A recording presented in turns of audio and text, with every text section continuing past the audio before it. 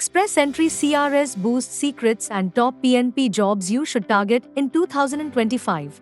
In today's update, we're breaking down the most effective ways to raise your CRS score and the occupations currently giving candidates the best chance of getting picked by provincial nominee programs.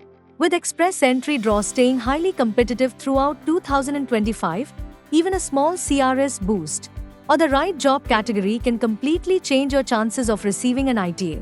So let's simplify what truly matters and how you can position yourself for faster PR success. The smartest ways to boost your CRS score. Improving your CRS doesn't always require huge changes. Sometimes, a single improvement can add 30, 40, or even 50 points. One of the biggest game changers is language proficiency. Moving from CLB 8 to CLB 9 in all abilities can add over 30 points directly, plus up to 50 more under skill transferability.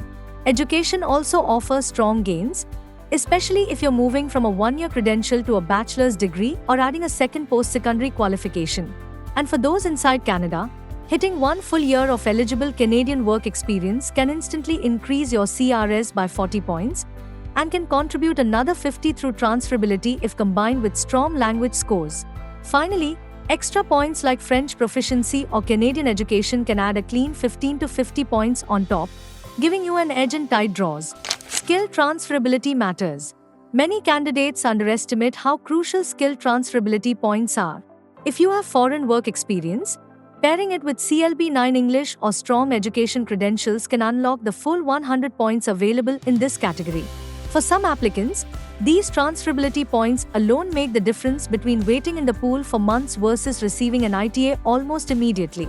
Even candidates without foreign work experience may benefit by pursuing a certificate of qualification in certain trades, which also opens a pathway to additional CRS gains. The occupations most likely to get you a PNP nomination. On the provincial side, the story is obvious. Provinces are prioritizing specific labor shortages, and candidates in these sectors have a much greater chance of being selected.